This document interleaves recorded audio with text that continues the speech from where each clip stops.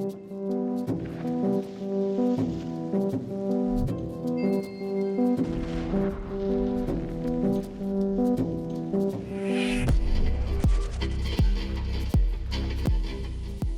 and welcome to the InterPlex. In this InterDialogue, I had the pleasure of speaking with Argentine-American theoretical physicist Jorge Pullin. Pullin has spent his distinguished career helping to uncover some of the universe's most foundational mysteries, from the discrete and emergent nature of space and time, to the related reconciliation of quantum mechanics and general relativity into a unified quantum gravity theory, and now to the ongoing search and understanding of gravitational waves and the applications of multi-messenger astronomy. He is one of the pioneers in the field of loop quantum gravity and has also made major contributions in numerical relativity focused on the collision of black holes. Pullin, along with his longtime Uruguayan collaborator Rodolofo Gambini, formulated the Montevideo interpretation of quantum mechanics, in which the introduction of gravity leads to inherent limitations to the accuracy of any clock and to fundamental decoherence, therefore potentially solving the so-called problem of time as well as the measurement problem of quantum mechanics. Pullin is now dedicating the later part of his career to experimental physics, and in addition to being a full professor of physics at LSU, currently works with LIGO, along with his wife Gabriela Gonzalez. They recently published a lovely book together, along with collaborator Mario Diaz, called Sounds of the Cosmos, which explores gravitational waves and the birth of multi-messenger astronomy. We began our conversation by speaking about quantum gravity and what makes quantum mechanics and general relativity so fundamentally different and difficult to unify into a coherent theory that applies at all scales. Hi there, Jorge. Thank you very much for being here with me today. It's really an honor to be able to speak to you about some topics that have been of interest for a long time and should be of interest to a much wider audience. So thank you. So I'd like to, I think let's get started by talking about what is still perhaps the greatest and most foundational challenge in all of science, the unification of quantum mechanics and general relativity, or quantum gravity. I'd like to know what inspired you to join in the almost century-long pursuit of this fundamentally challenging question. The way I got into it, I was doing my PhD in classical general relativity, and the book by Abai Ashtekar fell in my hands. I was in Argentina at the time. There was not much information. There was no internet yet. So I got that book, and I started reading it, and it looked cool and interesting and promising what they were doing. And that led me to apply for a postdoctoral position with them in their group in Syracuse, and that's how I came to the U.S. to work with them on quantum gravity. I was one of the first to work on loop quantum gravity as a consequence in the late 1980s, and that's how I got into the subject. Great. And a bit more specifically, maybe you can talk about some of the challenges that make it so difficult to unify these two theories. Perhaps speak towards I'll just be a bit more specific before you answer, how background independence and relational space and time, which come from general relativity, are kind of fundamentally opposed to background dependence and absolute space and time in quantum mechanics. What kind of a role does that play in making it so hard to reconcile these two theories? Yeah, all our theories of physics, electromagnetism, mechanics, and then the theories of particle physics are all theories that are formulated on a background fixed space-time. Space-time plays no role. It's just there in the background, fixed once and forever. General relativity, which is a theory of gravity, changes that. Gravity is described as not as a force, but as a deformation of space-time itself. So it's completely different from the other theories. Quantum mechanics was developed largely to deal with the other theories of physics. It wasn't developed to deal with gravity. And some of its fundamental sort of basic principles are a little bit at odds with gravity. I mean, for instance, quantum mechanics is probabilistic, meaning you have a probability of something happening, presumably in the future, which leads you to talk about a given time. Whereas in general relativity, space and time are unified, and you can choose any time you like. And in essence, that is possibly at the root all the problems that to make the arena where physics takes place, which is space-time, into a probabilistic concept is something that is making our heads explode, essentially, in various different ways. I mean, this is the easiest way of putting it, but if you forget that and you just work the math rebels itself. It gives you problems that reflect this basic problem we're talking about. Okay.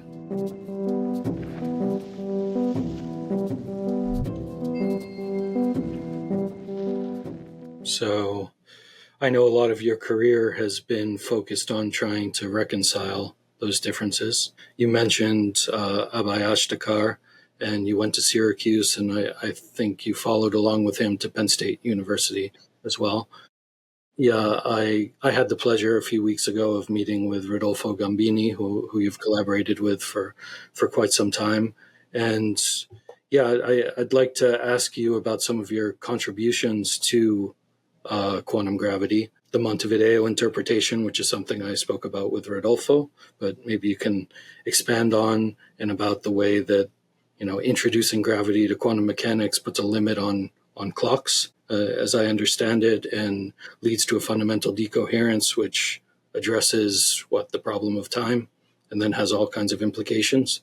That's one of the contributions I know you've been involved in, but maybe you can expand upon some of your other collaborations and what you've uncovered in your work on quantum gravity. Yeah, let's talk a little bit about time. So in theories like general relativity, they don't have a preferred time variable. You have to construct your time variable out of your physics at hand. So if you live in a hypothetical universe that there's only two particles, well, you could make one of them move, and that will be your clock, and you use that to refer to the movement of the other.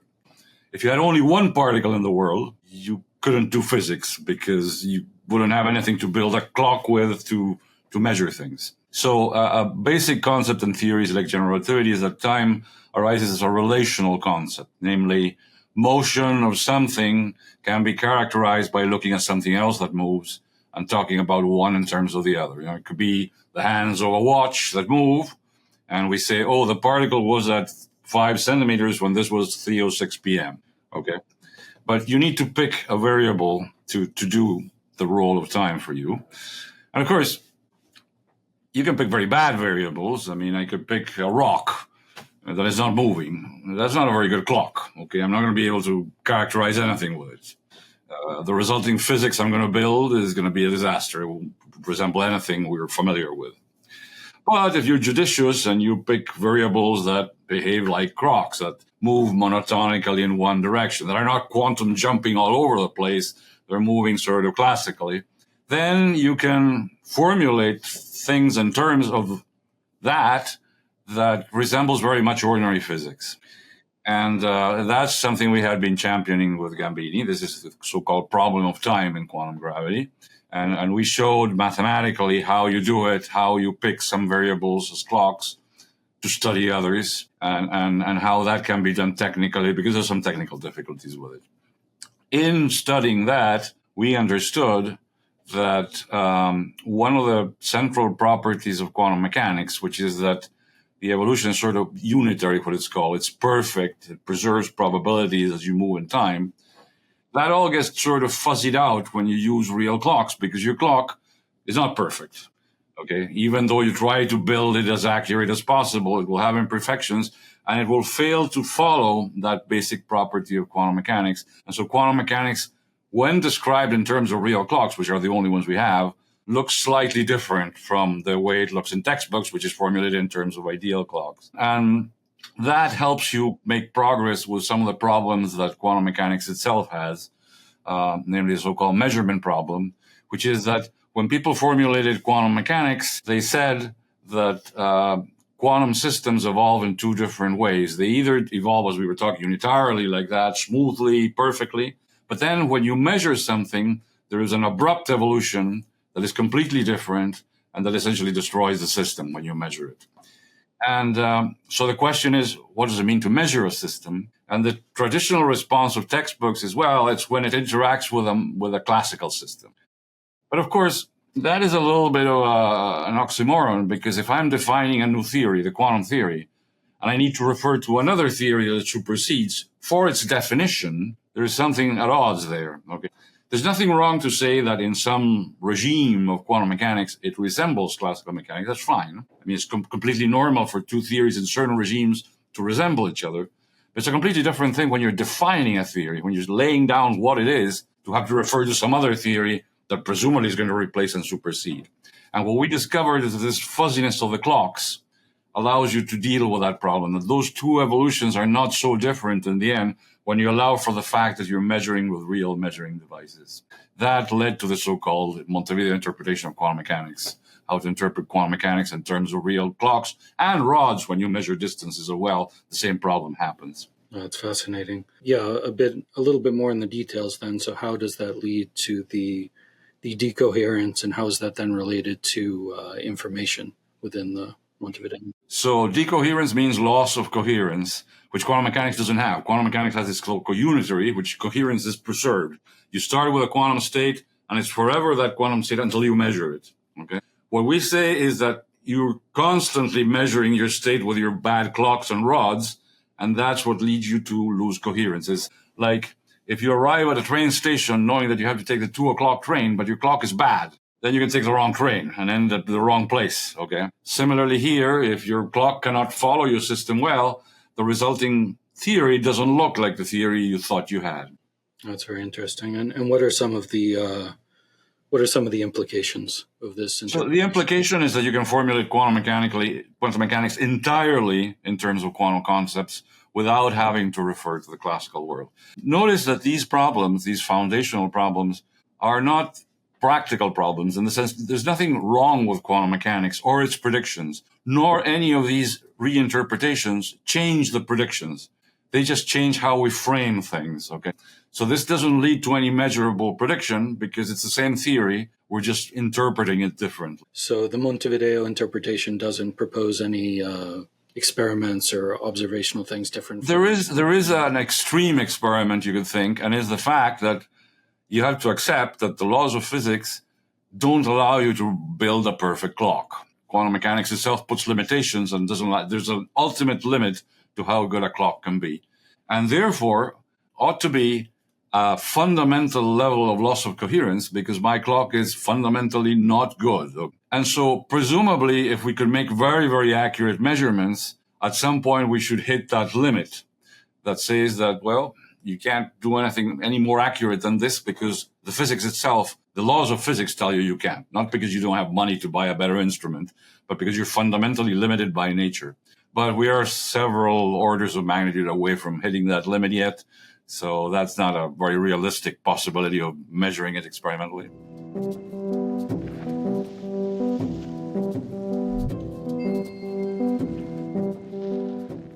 Yeah, some of the other related research I saw you published had relational time.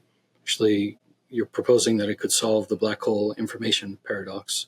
To a certain extent, because, the black hole information paradox in a nutshell is that Hawking told us that black holes eventually evaporate because they emit particles. So you start with a star or something that collapses, forms a black hole, and if you wait a very long time, the thing will evaporate away, and the only thing you have is thermal radiation going out, characterized by one number, its temperature, nothing else.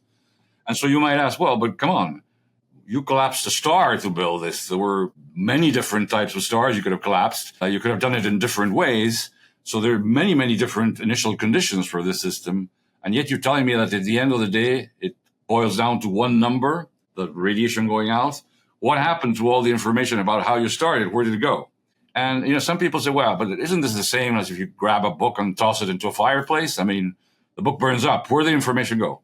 Well, technically, the book burns up, but technically, again, this is very idealized, if you toss different books into the fire, the flames will be slightly different, reflecting the content of the book. The flames of a burning book are not characterized by a single number. It has a temperature, but it has many other properties, the color of the light, how it flickers, etc. So technically, the information there is not lost when you burn a book because it comes out somehow in the different flames that come out. But when you evaporate a black hole, because the radiation that comes out at the end is thermal, meaning it only has a temperature, no other distinguishing characteristics, you lost all the information about what went into the black hole. So what we're saying is that, well, if you believe, as we say, that fundamentally our theories lost coherence because we cannot measure things accurately, and because black holes take so long to evaporate, you would have lost coherence anyway, independently of this other mechanism. So in a sense, it ameliorates the problem. That is, it makes it less stunning because there were other mechanisms for losing coherence. It doesn't solve the problem entirely, because if you take a very, very small black hole, those evaporate very fast. And then the mechanism we produce will not be fast enough to compete. So it doesn't solve the information problem, but it adds a new element there that sort of ameliorates it, if you want. Other topics we did research on, over the last 15 years, we concentrated mostly on studying spherical symmetry, systems that are very, very simple. So everything is just like a sphere. All properties are spherical. We do that to simplify the equations, of course, because otherwise they're very difficult to handle. And yet spherical systems are very important because they include black holes, for instance, as a particular case. And so, among other things, we were able to find in closed form the solution of the Ashtekar equations for spherical symmetry that represents the exterior of a black hole. But when you go inside, instead of having a singularity like you have in classical general relativity, that region gets sort of fuzzied away by quantum effects, and you don't have a singularity anymore inside the black hole. And that was one of the sort of holy grails that quantum gravity was looking for. General relativity predicts these singularities, meaning that certain quantities become infinite in certain cases. And of course, nothing can be infinite in nature. So that is a contradiction, a problem of the theory predicting something is infinite. It was largely expected that when quantum effects were brought to bear, that could probably fix the problem. And we're seeing it now in simple situations, spherical symmetry or homogeneous cosmologies. That is, cosmologies where nothing depends on space and all directions are the same. Again, the equations simplify very much. And what we see is that the equations of loop quantum gravity eliminate the singularities that appear in the classical theory. That was a major expectation that for many years people had about quantum gravity, and that previous approaches to quantum gravity and other approaches to quantum gravity don't solve, basically. Whereas loop quantum gravity, up to now, in all the cases we have studied, solves it. Does it mean it solves it in general? We don't know, because we can't handle the theory in general yet. But at least for spherical symmetry and homogeneous cosmologies, it does. Is what you're mentioning right now related to the so-called Planck star? Planck star is a different construction that Rovelli is pushing. It's a little bit different. A Planck star, sort of the matter that falls into the black hole stops collapsing at some point. And that leads to the Planck star. We claim that it collapses much more. And really, when it becomes very, very tiny Planck scale, so to speak, very, very small, then is when quantum effects kick into. And eliminates the need for a singularity, for example. Okay, yeah, really, really interesting. Maybe just to cap off some of the research that I've seen that you've contributed to this particular field. You were also saying that the solution to the problem of time, for example, can solve the arrival problem in quantum mechanics as well? Yes. So quantum mechanics has this feature that although you can ask where a particle is going to be at a certain time, you cannot in the theory ask the question, when is it going to be at a certain place? That is also related to the fact that there is no sort of well-defined operator for time in ordinary quantum mechanics. Because we define an operator for time, we can tackle that problem. And we have written a couple of papers showing that, in fact, at least for model systems, again, you can't compute these things in general, but at least for simple systems, it seems to provide a satisfactory solution to that problem. Great. And then I came across another paper of yours from a bit further back, which was on non-standard optics in relation to loop quantum gravity. I'd just like to ask, just how is that different from, So that has to do with the fact that in loop quantum gravity, space-time is quantized. It has a discrete structure. And just like a crystal, when light goes through a crystal, it interacts with the structure of the crystal and produces an effect called diffraction. That means that different frequencies of light, for instance, or electromagnetic waves going through a crystal travel at different speeds. That's in part what leads to rainbows and other things, through prisms and so on and so forth. But similarly, light traveling through space-time itself, because it has this sort of crystal-like discrete structure, has a similar phenomenon, except that there's no crystal. It's just space-time itself. And therefore, light traveling through space-time could in principle travel at different speeds for different frequencies. If you look, the effect is very tiny because, of course, it's proportional to this structure of space-time, which is really, really, really tiny, which is 10 to the minus 33 centimeters size, divided by the wavelength of light, which is, in terms of meters, 10 to the minus 6. So there are many, many orders of magnitude smaller this than this. So the effect is really tiny. But if you take light that has very short wavelength, like gamma rays, and that comes to us from very far away, like the light from gamma ray bursts, that effect, although tiny, it accumulates over the distance. And there is a fighting chance that you might be able to observe it. In the end, what we found was that for most normal spacetimes, that effect is too tiny to be seen. You could concoct some spacetimes where the effect is bigger, but it's very unlikely that they are what we have in nature. That is a little bit of a curse of quantum gravity, that when you can find models that have large effects, but they're very unlikely to be correct. And if the models that are likely to be correct lead to very small effects. We have a running joke in our field that if a paper on quantum gravity comes out in Nature, you know the paper is going to be wrong, because for it to come out in Nature, it has to be something spectacular. And for something spectacular, very likely is a model that is very unlikely to be realized in Nature. Is that frustrating for you, or it's just come? It's certainly frustrating that we are in a field of physics that is so disconnected from experiment, and we have so little guidance from experiment. In part, that is part of the reason we have so much trouble, because we have always to deal with these very hypothetical situations that are very out of the ordinary realm and so on. It would be much nicer if we had experiments in the lab that could guide us. Of course, yeah. Back when I was in grad school, there seemed to be a bit more optimism that there would be more proof, more experimental evidence, more conclusiveness. Yeah, so I guess that excitement has been tempered a bit in quantum gravity. I'd say a little bit, yeah. I'd say a little bit. Okay.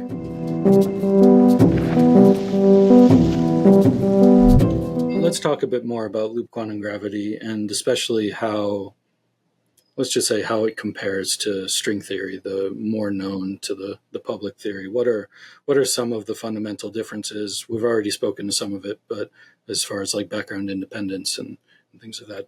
Loop quantum gravity is an attempt to recognize that general relativity is very different from the other physical theories, and that therefore, when you're going to quantize it, you might have to try some new techniques. And loop quantum gravity brings some new techniques. And it is criticized for that, because some people say, well, these techniques have not been used elsewhere. True, but the techniques that were used elsewhere don't work here. So something had to give, okay? And that's part of the discussion, or if you want, controversy surrounding loop quantum gravity, that some people say, well, those techniques that you guys are using, I don't think they're promising. I mean, they're never being used elsewhere. When you use them elsewhere, they don't work very well because they weren't designed for that. I mean, an analogy I like to give is if you take a sports car and you put it a cross-country race, it's not going to perform as well as a off-road vehicle because it was designed for something else. Here, similarly, the techniques that loop quantum gravity uses were specifically designed for theories like general relativity, which are background independent. And therefore, when you want to apply to Maxwell theory or some other theories that are background dependent, you can, but it doesn't look particularly appealing. On the other hand, string theory is based on a long tradition of physics that unifying things, bringing things together, tends to clarify things. When Newton unified the motion of the moon with the apple falling, put them in the same framework, we gain enormous understanding into mechanics. We understood that the mechanics on the earth and in the skies were the same, and therefore we could start making predictions about the sky. When Maxwell taught us that electricity and magnetism are different sort of sides of the same phenomena, it quickly led to spectacular predictions like the prediction of electromagnetic waves that, 20 years later, Marconi was transmitting from, Ireland to Newfoundland. 20 years after, Maxwell had just abstractly written these equations that had a wave in it. String theory operates on the same expectation that maybe if we unify gravity with the other interactions, some clarity will come out of that. And, of course, the problem with that, of course, is you're dealing with a much larger system now. You have gravity and all the other interactions. So you're going to have the problems with gravity and all the other problems too. So it becomes challenging. And over the years, people in string theory have developed different techniques. Some of them are mathematically attractive, but they haven't been terribly successful as producing theories of quantum gravity that resemble the universe we live in. They can produce certain theories of quantum gravity, but that for universes that have properties that are very different than the one we're in. Some people criticize string theory because they claim it doesn't have predictive power, because there are many possible string theories and so on. But I think that is a little bit wrong as a criticism, because I think string theory has the same ranking right now as field theory. It's a technique. It's not a definite theory of nature yet. It could be used eventually to build a theory of nature, and people do build models and so on, but they haven't successfully built a model yet that is good for describing the universe we live in. Because people in these two broad sections of quantum gravity, which are the majority ones, we're talking about hundreds of people or maybe thousands in each of them worldwide working in them, they come from different cultures. One come from particle physics, one come from general relativity. They tend to prioritize different things. And so it might sound surprising to some people that there is a controversy, because people think science, something is right or is wrong. But the thing is, incomplete science, where you don't have the final result, is neither right nor wrong. Honest people can have disagreements about how promising an incomplete approach to science is. People might say, yeah, I see what you're doing there, but I don't think this is going to pan out. But they can't prove it. They can't show that this is not going to pan out. And I look at what they're doing and I say, yeah, I don't think that's going to pan out, but I can't prove it either. So that's why there's a little bit of a controversy and polemic, supplemented by the fact that in the internet, there's a lot of people writing stuff out there, very strong, very controversial, usually not very well informed. Okay. Well, that's important to know. In terms of string theory, do you see some of the framework, whether it's the background dependence or the supersymmetry or extra dimensions, do you see those as major drawbacks to it being an actual fundamental theory of nature? No, I don't see them as drawbacks. It's just that if you're going to postulate that you have extra dimensions, then you need to explain why the universe looks four-dimensional to us. So you need to invent a mechanism to compactify or do something else. That adds to your problems. If you have supersymmetry, but we don't see supersymmetry in the universe, you now have to come and say, well, supersymmetry is broken by this or that, and you need a mechanism for that. And they haven't been terribly compelling in doing either of those. Some things that string theories have found, there is a thing called the ADS-CFT correspondence, that for certain type of spacetimes, these ADS spacetimes that don't correspond to the universe we live in, gravity can be tamed and understood properly and made to correspond to certain field theories, these conformal field theories. I think there probably is some truth in that. We haven't been able to eke that out in loop quantum gravity yet, but I think that eventually we will. It doesn't correspond to the universe we live in, so it's mostly of mathematical interest, but I think they're probably correct in that. And that has been a major focus of activity in string theory for the last 15, 20 years. The one you mentioned there was developed by your national Maldacena. That's the a correspondence principle, right, between quantum field theory and gravity in these special spacetimes. Mm-hmm. Have you had any role in that at all, or more? No, we tried to see if we could find something similar in loop quantum gravity. We wrote a little paper, but it's just a sketch, basically, more. Okay.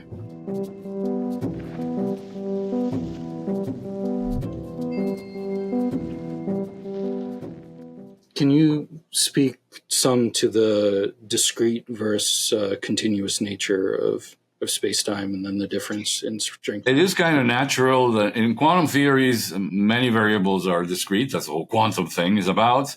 So it's kind of natural that if you're going to quantize space-time, some level of discreteness is going to arise at some point. It's not without difficulties. It implies a certain structure. And we were saying, no, we're background independent. We don't have structures. So you have to be very careful when you introduce discrete structures that they don't conflict with certain symmetries that you have in physics. And that is active area research to try to see if that bears fruit or not. Sure. You mentioned in some of your papers, what is it? Consistent discretization? Is that how you say it? Yeah. What does that mean exactly in relation to this? And then how does it apply? That if you take a complicated system of equations like those of general relativity and you discretize them, you put them on a lattice, they typically are becoming consistent. The resulting equations becoming consistent. You cannot solve them all simultaneously. And we found a way of curing that, this consistent discretizations, that could make it easier to deal with discrete spacetimes in the context of quantum theory. Interesting. Going back to the discrete nature, I guess just certain questions come up, and then in relation to some other work I've done in complex systems, how are some of the theories that are being proposed in loop quantum gravity, are they scale invariant? Is time considered discrete and have some kind of like a fractal structure? Is it nonlinear, in its scaling? Are any of these things relevant in terms of like parallels between complex systems and loop quantum gravity? I'd say that pretty much is all of that, because remember, now we're in a theory where your clock has to be chosen as a physical variable. Physical variable is going to be quantized, so it's going to be discrete. I mean, you might pretend that this is continuous, but this is described by quantum mechanics. So that number that appears there eventually has some level of discreteness. The physical systems are nonlinear, so there's going to be nonlinearities there. About fractal nature, I don't know if that has been investigated very much. But again, fractal behavior arises in quantum theory, so it wouldn't be ridiculous in this context. So you basically have all of that when you now choose a clock that is a real physical variable.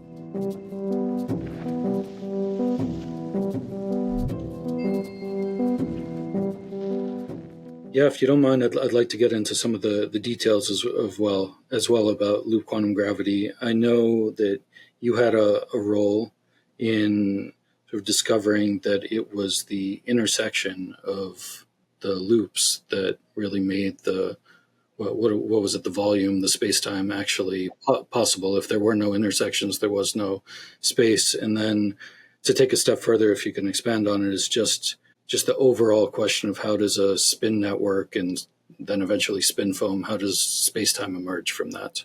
Sort of the big question. Initially, when people were dealing with loops, they didn't think about loops with intersections. But then we discovered that the spaces and space-times you were building were very, very singular, very unusual in that they had zero volume. That in order to have non-vanishing volumes, you needed the loops to intersect. And we were the first to notice that in 1988 or something. Then Rovelli and Smolin took that further and noticed that these diagrams that Penrose had invented called spin networks, which are, networks of lines that with intersections and with a number associated with each line, were the natural space to describe quantum gravity. So they naturally incorporated this proposal of us using intersections into this other proposal of using these spin networks that have other technical advantages in their use. Right. How do spin networks then become spin foam?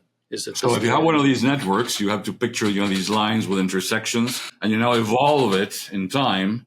It becomes like a foam, right? And like if you take a mesh of wires and you put it in soap water and you pull it up, it will create a foam for you.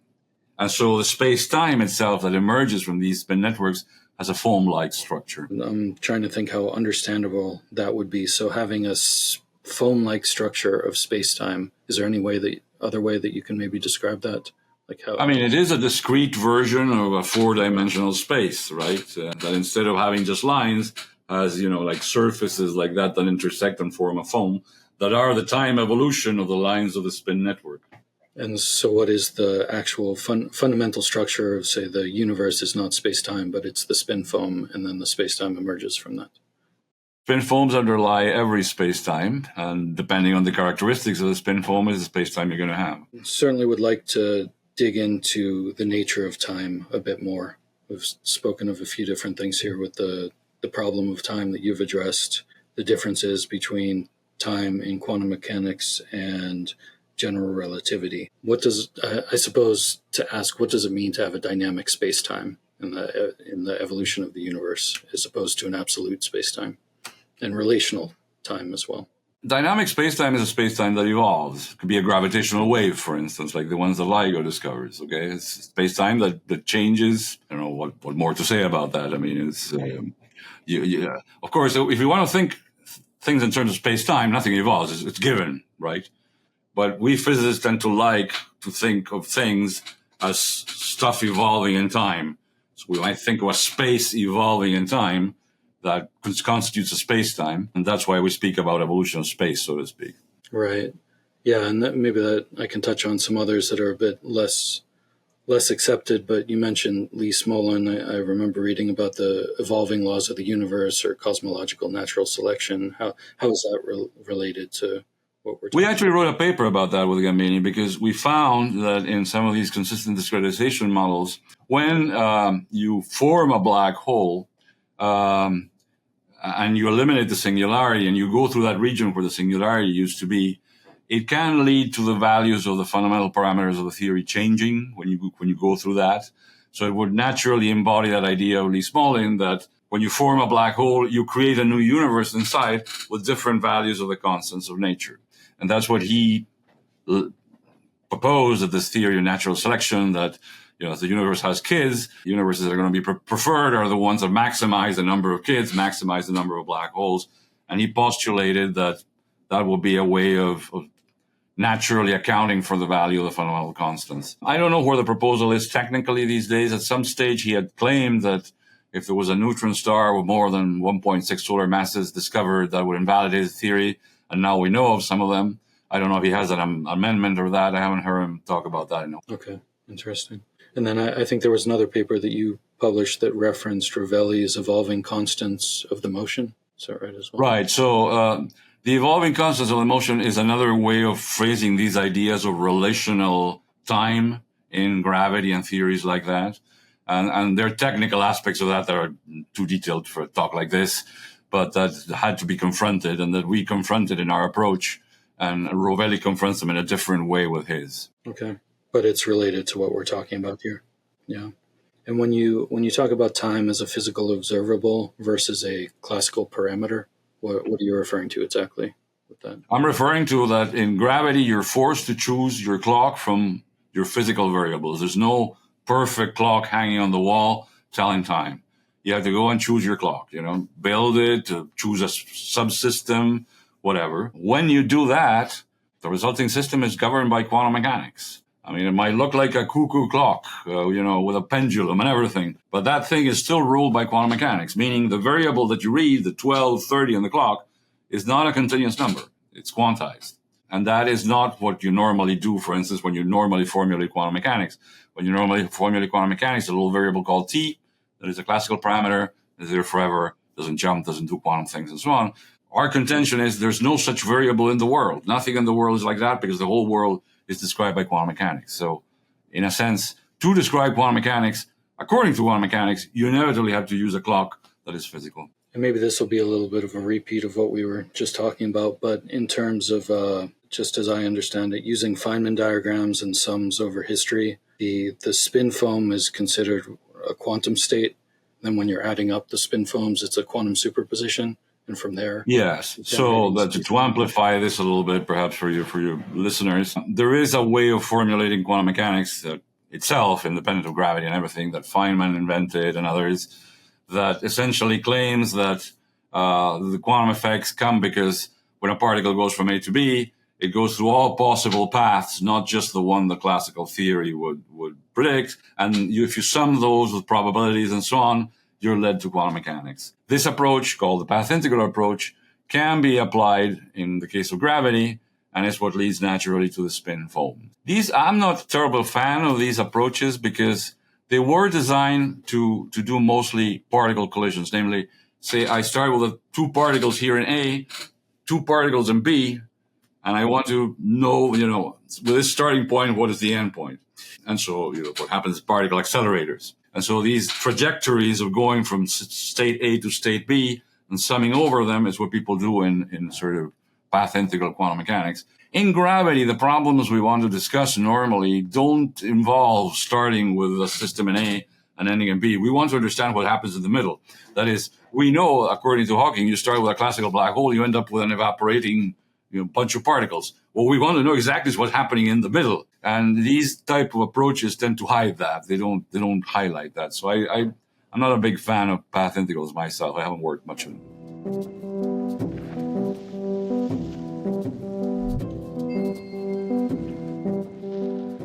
Going back maybe to Abhay Ashtekar, maybe we can talk a little bit about loop quantum cosmology and the implications of that. It predicts that there would be a big bounce as opposed to a big bang. And again, it eliminates the need for singularities. Yeah, so loop quantum cosmology is another of these systems where we simplify things drastically. So in the case of Ashtekar, Pavlovsky and Singh, which were the first to look into this, or Boyer-Wald as well, they assume the space-time is the same at all points and in all directions. So you have one variable only, which gives you the overall scale of space-time. So you have collapsed the whole universe to one number. And now, because it's so simple, we can try to quantize that. And we quantize it using the rules of loop quantum gravity. People had done this, by the way, because it's so simple. They had done it in the 1960s, not with loop quantum gravity techniques. And what they discovered was that when you quantize the system, the singularity, the Big Bang, which, arises when you run the universe back, eventually, because it's expanding. If you run it back, it contracts, becomes a point. All the matter gets concentrated there. Density is infinite, and so on. What they discovered was if you quantize the system with traditional quantum mechanics, the singularity remained. Whereas loop quantum gravity, when the quantizing with loop quantum gravity, what they discovered is when you reach where the singularity was going to be, there's a bounce. There is a minimum scale size of the universe you go through, and then it re-expands back into another universe in the past. That's one model. I mean, that's been horribly simplified. We've reduced the whole universe to a single number. So it's a model. I mean, some people say, oh, but what's that universe you had before? Well, again, it is a model. I'm sure you can build another one that doesn't have a big universe before. It has a small one.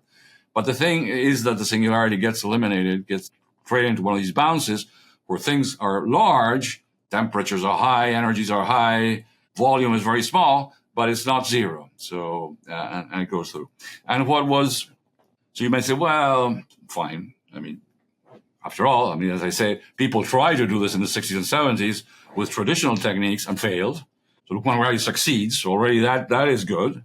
But some people say, well, yeah, but come on. I mean, we're never going to be able to send a probe to the Big Bang or remotely close to there.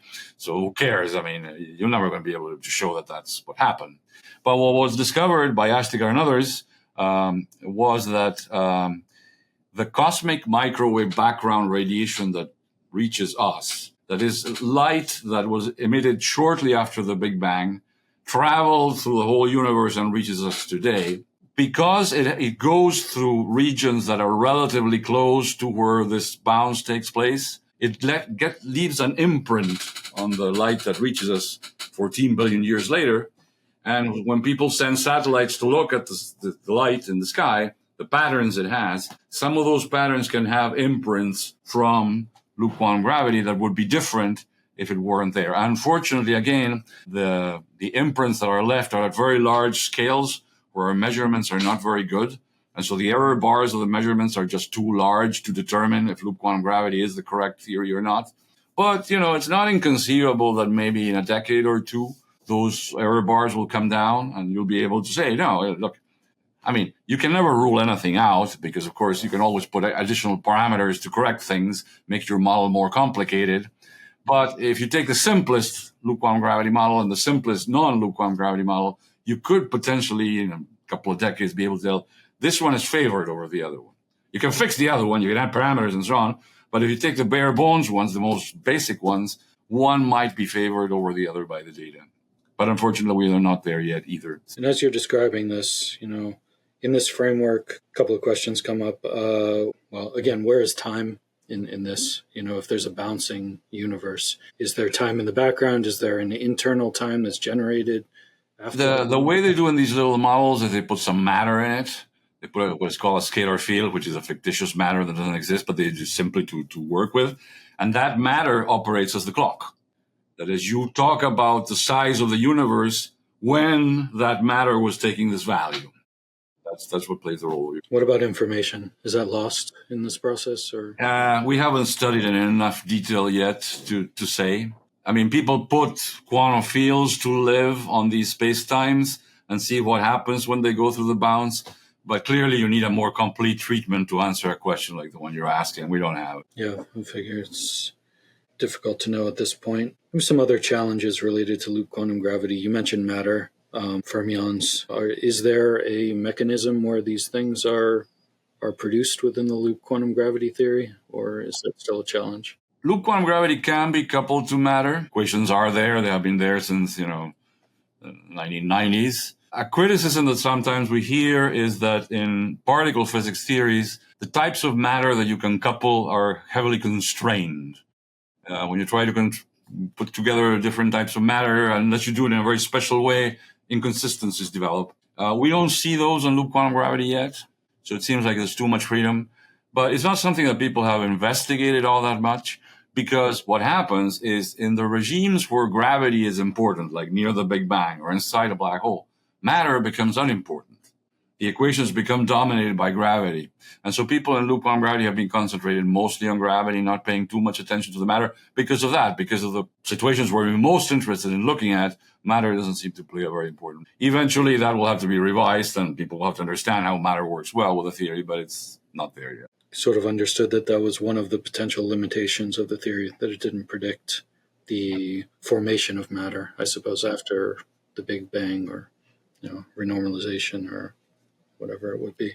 What about some of the low energy limits, the semi-classical, correspondence? So in cases where we control the theory, like in spherical symmetry or in cosmology, we have perfectly well-defined semi-classical regimes where they look as close to general relativity as you like, when we are outside the black hole, far away from the singularity, when we are far away from the Big Bang. Loop quantum gravity agrees with general relativity enormously well. In fact, ridiculously well. The agreement happens just as soon as you get a little bit bigger than the Planck scale, 100 Planck scale, you're already agreeing with general relativity very well. Yeah, interesting to hear, because I think in the early stages of loop quantum gravity, that was one of the limitations, that there wasn't a good semi-classical approximation. There is a folklore out there, if you want. People say, what's the semi-classical limit of loop quantum gravity? And the answer is, well, in general, we don't know. And that's a question that for complicated theories like this, you normally don't ask. No one asks, what's the semi-classical limit of QCD? Okay? Because it's complicated. QCD has various regimes, has the confining regime where there's no semi-classical limit. And it's fine, because that's a correct regime of the theory. There are other regimes, asymptotic freedom, where it does. Similarly, in gravity, we expect that there are going to be regimes where general relativity approximates things very well. But of course, there are regimes where we don't want it to approximate general relativity very well because general relativity is wrong, like where the singularity is. So a lot of people spit out that question, particularly particle physics and so on. What's the semi-classical limit of loop quantum gravity? And you have to ask, in general, we don't know. But in situations where we control the theory, the semi-classical limit arises exactly like you want it, agreeing with general relativity where it's supposed to and disagreeing where it's supposed to. Like in spherical symmetry. Like in spherical symmetry or in cosmologies. In cosmology as well. Okay. Well, that's good to know.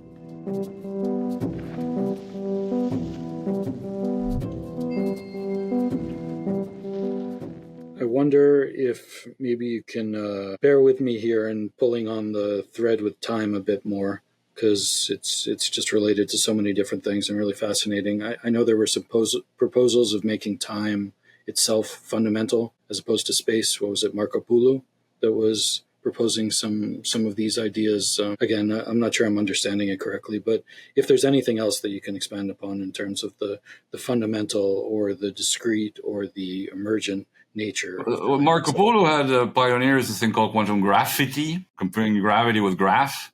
And the idea is she wanted to invent a sort of more fundamental physical system that is very simple, but that somehow its behavior leads to the emergence of general relativity and gravity and so on.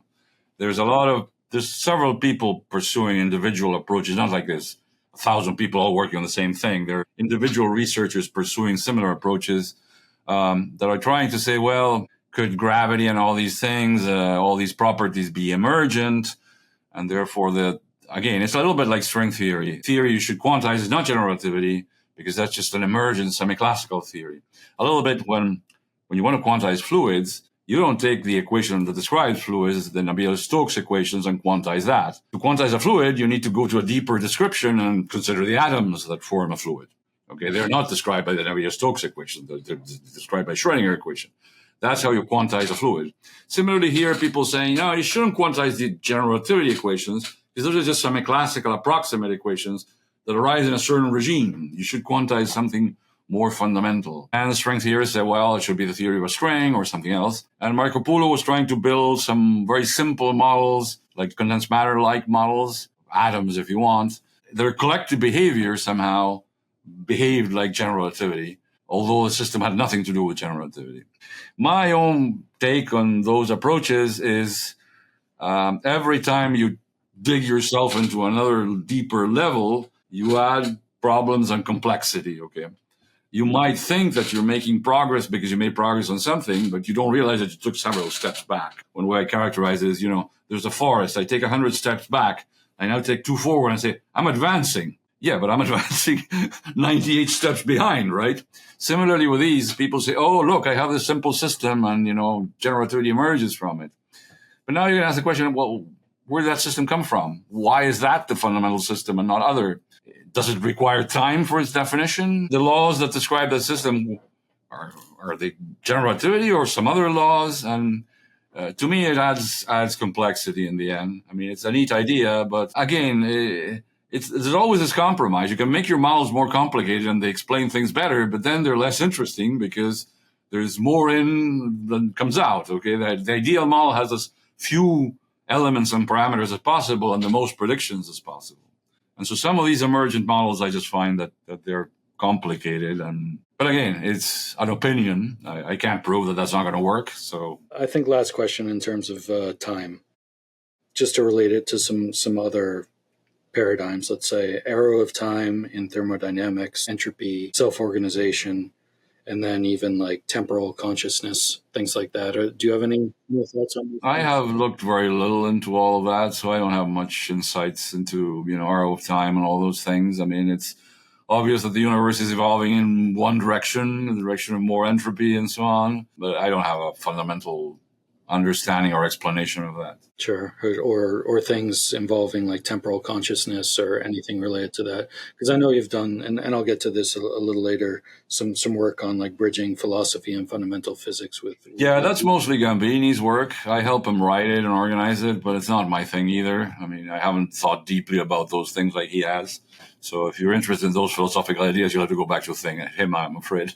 I had seen a couple of the books that he had written and collaborated on with you, and I thought to ask you about how some of the approach to bridging philosophy and fundamental physics, and I think he had worked on QCD, or you two worked on QCD together. He invented the loop representation for QCD before Rovelli and Smalley a couple of years before. That's what I understood.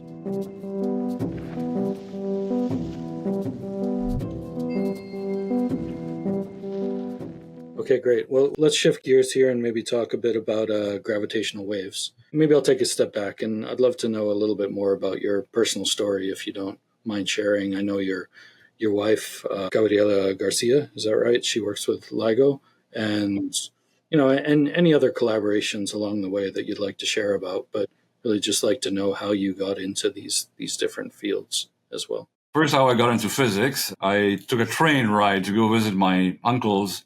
It was a long train ride. It was 11 hours. It was only 200 miles, but this was a very slow train.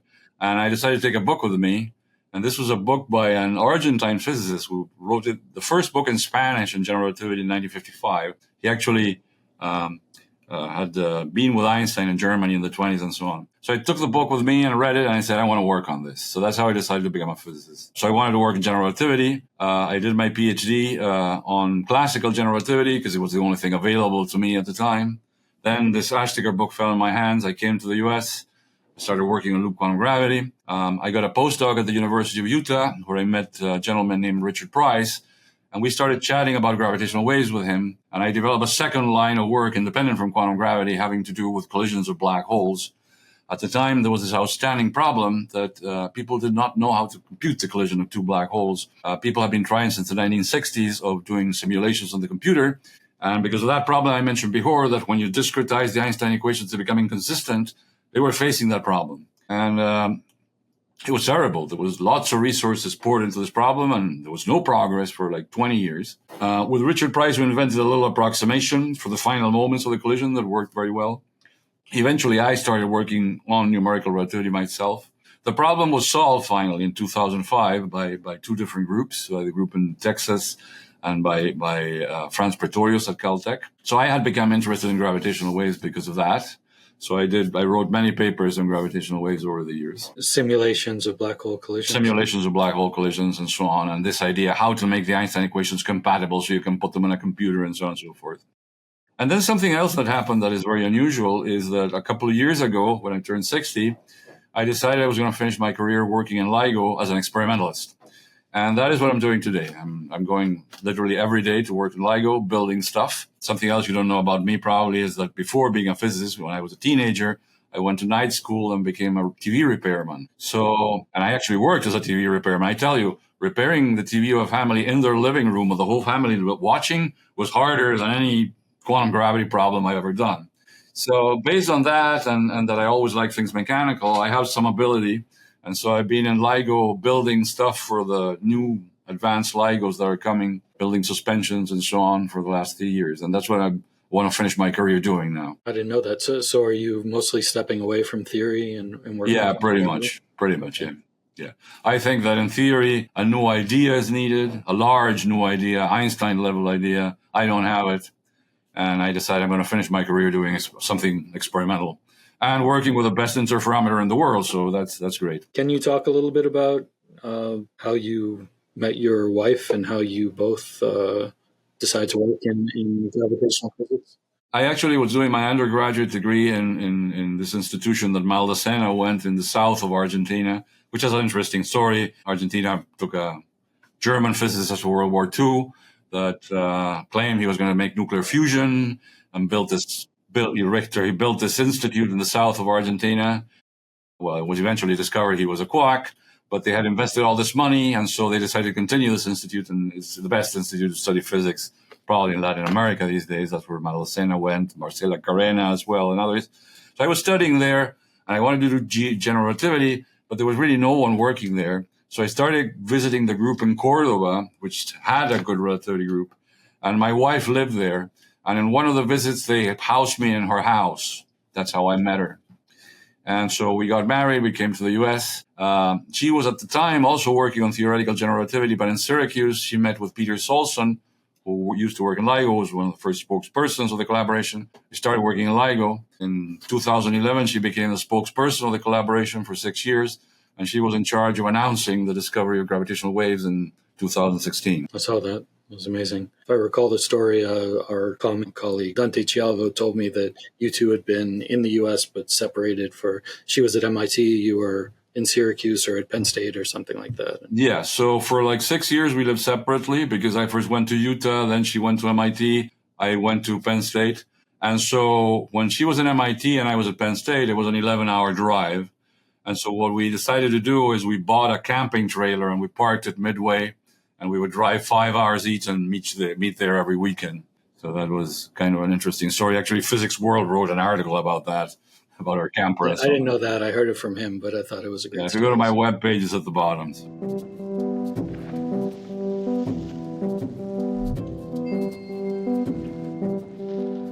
So let's talk some about what you're now focused on then, gravitational waves, LIGO, multi-messenger astronomy. What is so important about this, and what are we able to observe or hear, I guess, through gravitational waves that we can't through other? Well, the analogy a lot of people make is, this is like when Galileo first pointed a telescope to the sky. I mean, it's a completely new way of viewing the universe. I mean, it's only 7 years old, but we have learned enormous amounts of things in those 7 years from just the first discoveries. The first discovery already in 2015 was a collision of two black holes that were 30 solar masses.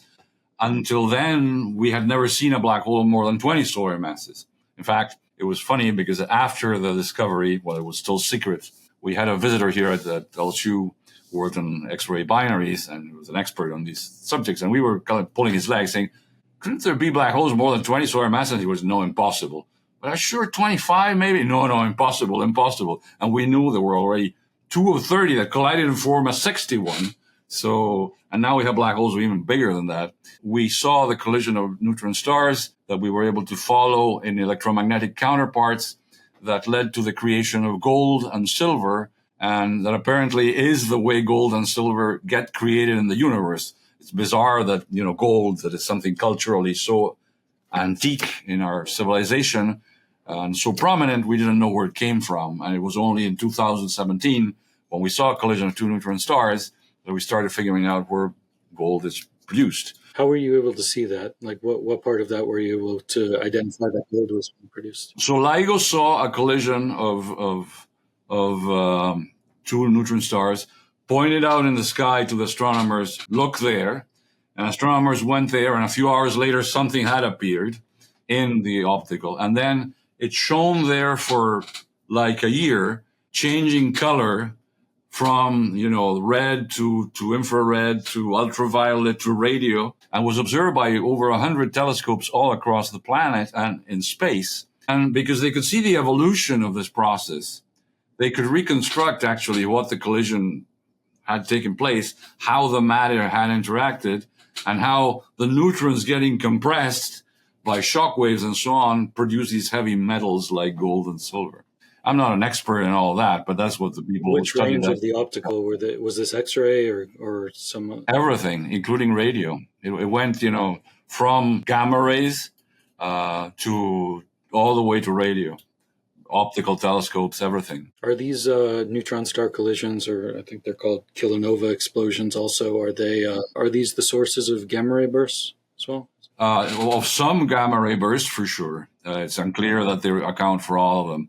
Unfortunately, they're a little bit elusive because they're, the electromagnetic fields are already collimated. They point in one direction. And so if they're not pointing at you, you don't see anything of that. LIGO will see the gravitational waves because those are more isotropic. But the electromagnetic counterpart, you have to be lucky that it's pointing at you. So up to now, we have only seen one of those, although we've seen other collisions of smaller objects. But, the future is very bright for gravitational waves, not just with LIGO, but with all the other technologies coming on board, the space LISA, the space antenna, and the new LIGOs that are being projected to be 40 kilometers long, like the Cosmic Explorer and Einstein telescope. It's just going to be brilliant. I mean, because with these very large telescopes, you could see the initial moments of the inspiral and then telegraph to the other smaller telescope, hey, you're going to see a collision in, 5 hours. And they see it, It's going to be so cool, the things we're going to be doing. It's really exciting science, and it's only going to get better. So, well, first, what is projected for LISA? When is that projected to actually be launched? 2037 is going to fly, is the current fly date. The advanced LIGOs like Cosmic Explorer or the Einstein telescope in Europe, 34, something like that. Is LISA also European, or is that a US? LISA is mostly European Space Agency with some NASA participation over the years. Yeah, it's really exciting. And I want to ask, how did these detections through gravitational waves of black hole collisions compare to your early work and simulations? Were you able to? Yeah, they agree perfectly. I mean, it's amazing. That must have been pretty exciting to. It is pretty exciting, yeah.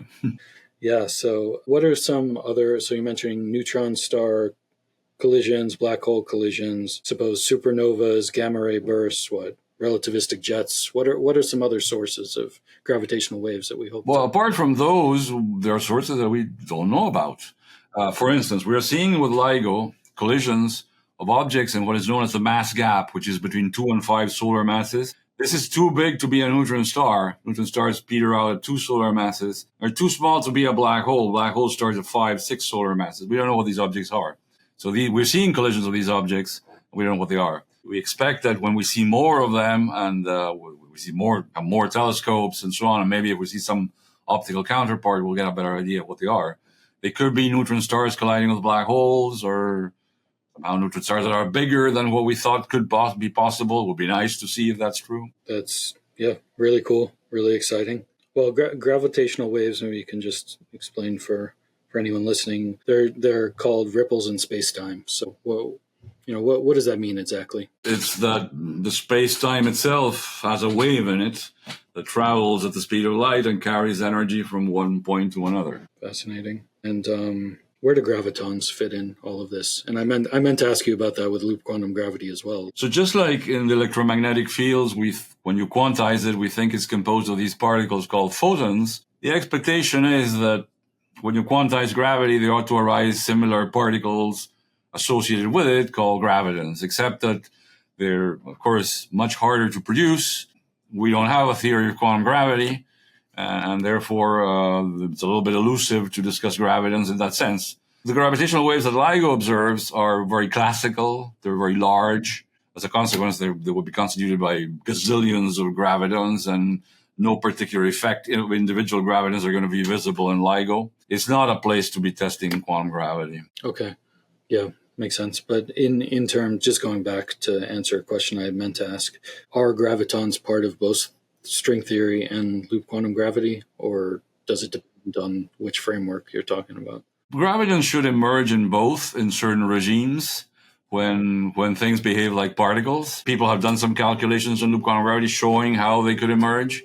Again, because they're not something we're going to measure soon or we can see anything physical we can do with them.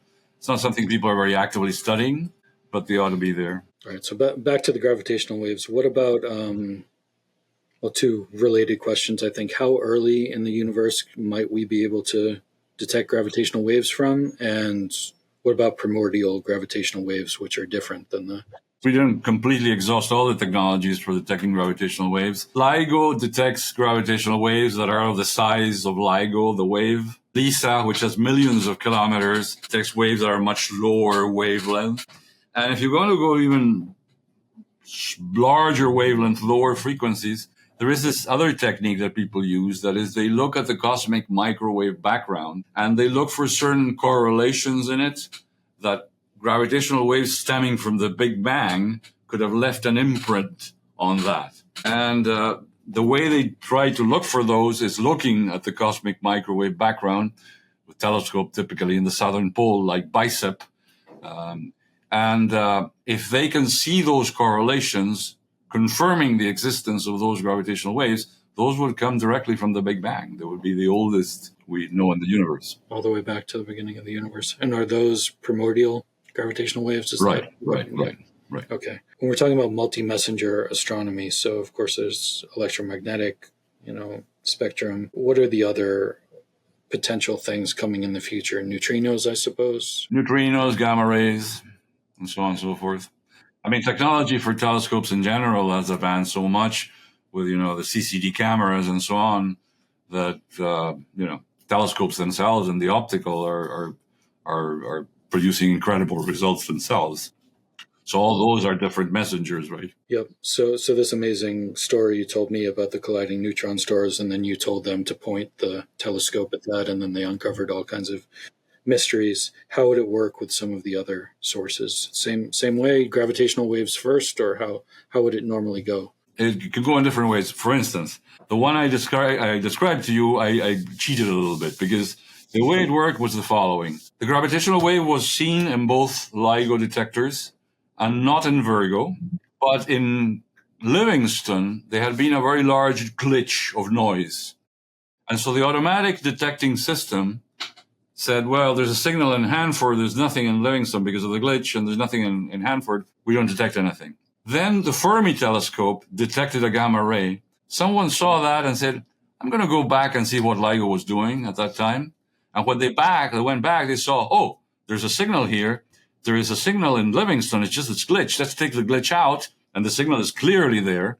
And then the fact that it wasn't present in Virgo meant it had gone through one of the sort of blind spots of the instrument, because Virgo was working and had detected gravitational waves a week before. So we knew it wasn't a problem on the instrument. So that allowed to pinpoint very clearly in the sky where it was coming from. But remarkably, the detection was really not done first by LIGO, it was done first by Fermi, because LIGO had this noise in it that the automatic system could not deal with. But a human going back and looking at the signal could say, oh yeah, there is a signal there. But if it wasn't for Fermi just detecting that gravitation, that gamma ray, that might have been overlooked, yeah. The importance of having those different...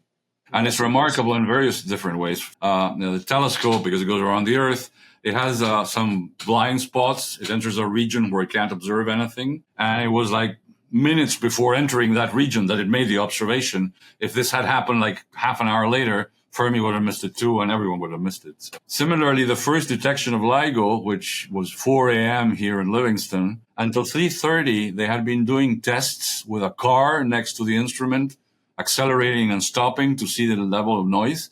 And they had a GPS with them that ran on batteries, and they had forgotten the cable, and they ran out of battery. And that's why they stopped doing the test at 3:30. And at 4, the gravitational wave was discovered. If they had been continuing doing the tests, they would have been considered a discovery because it would have been too much noise. I'm guessing they've eliminated those kinds of interferences around Livingston at this point. I hope so. Well, tests are being done all the time. So it could happen to you serendipitously that, your instrument is down because you're doing something mundane, and there's the great discovery that you missed. So Yeah, always got to be prepared.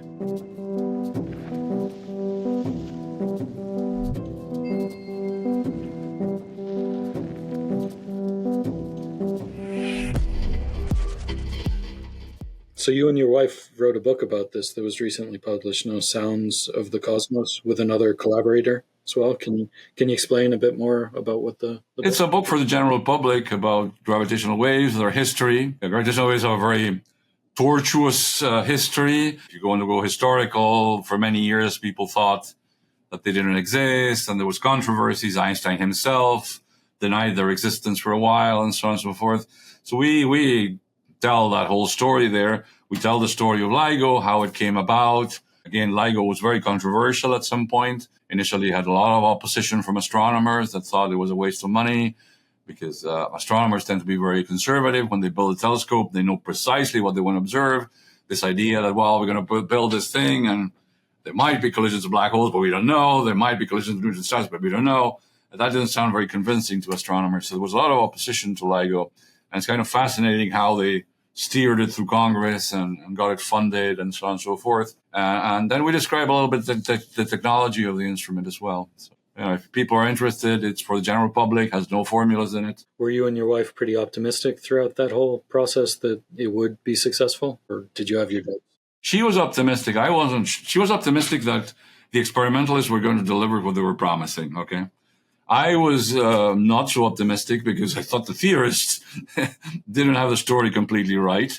I mean, the error bars that theorists had for how frequently neutron stars would collide were enormous. We're like, between 1 and 100,000 years, every year to every 100,000 years. That's not very promising. I mean, if it's every 1,000 years, forget it. I mean, the experiment's not going to work. So I wasn't at all convinced that they were going to observe, because the theorists hadn't made a compelling case. And in the end, the theorists were irrelevant, because what they observed were colliding black holes, which the theorists weren't expecting at all. Is there anything else you want to add about gravitational waves, or what you're going to be working on in the No, I think we're fine. We covered a lot, I think, by now. So thank you very much. Okay, no problem, Jorge. Yeah, it's really a pleasure to talk to you. I have a few other notes here about things that maybe are outside of your direct area of interest or research. I don't know if you mind answering some of those for me. Oh, we can try. Sure. I mean, we touched on some of the things like the holographic principle, which I know did have some relation to the ADS CFT and maybe certain aspects of loop quantum gravity as well. And anything? I think that thing is probably right, because it doesn't require all the bells and whistles of string theory. It's something very basic. And I'm confident that in some future we should find something similar in loop quantum gravity. So I think that is okay, I'm promising. Again, it doesn't describe the universe we live in. We don't live in an ADS universe. That's a universe with a large cosmological constant that has the wrong sign. And it's not obvious at all how to generalize this to other spacetimes. People have been at this for many years now. But that's what I think about that. For the holographic principle.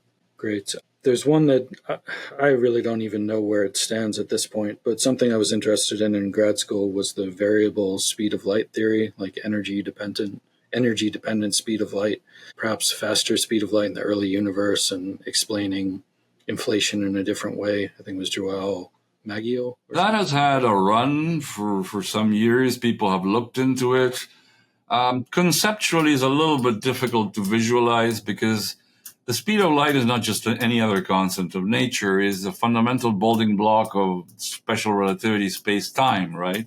If speed of light changes with time, then the space-times of special relativity, what does that mean? Because, I mean, C appears everywhere, and if that is changing with time, I have a little bit of a conceptual problem with what that means. And I think other people too. People propose that, they've studied it over the years, it hasn't panned out much. Has it stuck around? Are there still research groups around that at all, as far as you know? Or, yeah, it's pretty fringe at this point. Okay, I just wanted to ask about that. And if there was interest in that, is there any relevance to that for gravitational waves, for example? Like if we're talking about early universe and potentially a different speed of light in the early universe, could that potentially be affect the primordial gravitational waves, yeah, but I don't know what kind of imprint it would let that we would see today, though. That's why I wanted to ask that of you also, just as a very speculative thing. multiverse and many worlds, and then eternal inflation. That's something that I knew people that were really into that when I was in grad school. I don't have an opinion on all that. I haven't worked on it, and I mean, it is what it is. So sure, in terms of that. Yeah, and then just again, in relation to gravitational waves and some of these controversies around the expansion of the universe, is there any kind of which controversies about the expansion of the universe? Hubble constant, let's say that, like expansion. Oh, the tension, you mean? Yeah, the tension. Yeah, so Hubble constant is being measured by two different methods today, and they differ in the value they give, and the difference is smaller than the error bars, so there's a tension there. The problem with that is that these measurements have systematic errors in them that are difficult to quantify. Gravitational waves, when they have electromagnetic counterparts, we can use all the information we get through the gravitational waves and the electromagnetic counterparts to actually be able to compute the rate of expansion of the universe that had to be there for the source to be where it is. But unfortunately, the error bars of that at the moment are large. So with this single observation that we were talking about, the kilonova, we do have an estimate of the Hubble constant with an error bar coming from LIGO, but the error bar is larger than the two other measurements. So at the moment, LIGO cannot resolve that dispute. But if more observations of these type of objects occur, the error bar shrinks with every observation. And so it could be conceivable that in a decade or so, LIGO could be finally saying it's this value, not that. And what about some of the future technologies for gravitational waves? Even more so? Will they have more? Yeah, even more so. I mean, the larger detectors like the Cosmic Explorer, the Einstein Telescope, they're going to see many more gravitational waves, presumably many more sources. So the number of discoveries, in fact, there's some concern that they might observe too many, and then it will be a bit of a confusion noise. It will be difficult to disentangle individual systems. So. Okay. Fascinating. Well, since there's so much potential for that, I might as well ask if the multi-messenger approach for astronomy could potentially address some of the other major mysteries in cosmology and foundational questions, whether it's dark energy, dark matter. Do you see any potential there? Potentially, yes. Because, I mean, we're going to observe, presumably, even new systems that we don't know about, that dark energy and other things could have more to say about than the ones we can study right now. So potentially, yeah. Dark matter as well. Something I think so. In relation. Yeah. Okay. Well, really exciting possibilities. Really just interesting work you've done throughout your career, and I'm happy you're into a new venture now with LIGO, and clearly excited about it. So. Well, thank you very much for talking to me. No, my pleasure, and really appreciate it. Thank you for joining us for this InterDialogue. You can subscribe to be notified of future episodes and by following us on our social media channels at the InterPlex. Visit our website, interplex.org, for more interdisciplinary and intercultural content, and to join our growing collaborative community.